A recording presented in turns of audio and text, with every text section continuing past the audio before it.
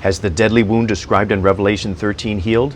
Revelation 13 verse 3 says, "The first beast power receives a deadly wound, and after it heals, the world will wonder after the beast." That deadly wound was inflicted on February 10, 1798, when Napoleon's army commander General Berthier captured the Pope and put an end to the Pope's temporal powers. But the prophecy in Revelation 13 verse 3 says this deadly wound will heal. Here's 3 key signs that provide the evidence that the wound has healed. First, the restoration of papal sovereignty. On February 12, 1929, the Lateran Treaty re-established the Vatican as an independent state. Listen to how Arnaldo Cortesi of the New York Times began his report on the fulfillment of this historic Bible prophecy. The Pope is again an independent sovereign ruler, as he was throughout the Middle Ages, though his temporal realm established today is the most microscopic independent state in the world and probably the smallest in all history.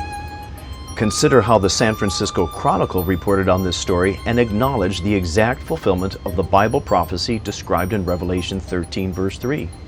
The Roman question tonight was a thing of the past, and the Vatican was at peace with Italy.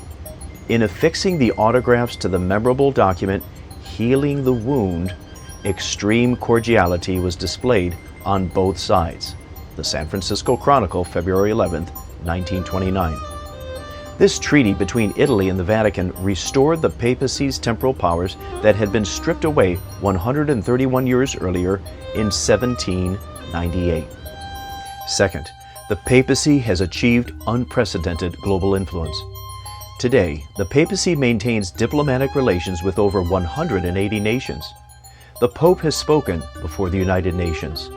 The Pope has even spoken before a joint session of Congress, the highest legislative body in the entire United States of America, where our nation's laws are created and voted on by our elected leaders. The papacy participates in mediating international conflicts so that the smallest nation on earth now sits at the table with other world powers to shape global affairs. Third, the papacy commands worldwide admiration and is widely viewed as a moral authority. When Revelation says, "And all the world marveled and followed the beast," it should not surprise us to see political leaders and vast public crowds listening so attentively when the Pope speaks. So the real question is, if the wound has healed, what comes next? Please kindly share your thoughts below. You can receive more Bible prophecy insights by following Path of Prophecy.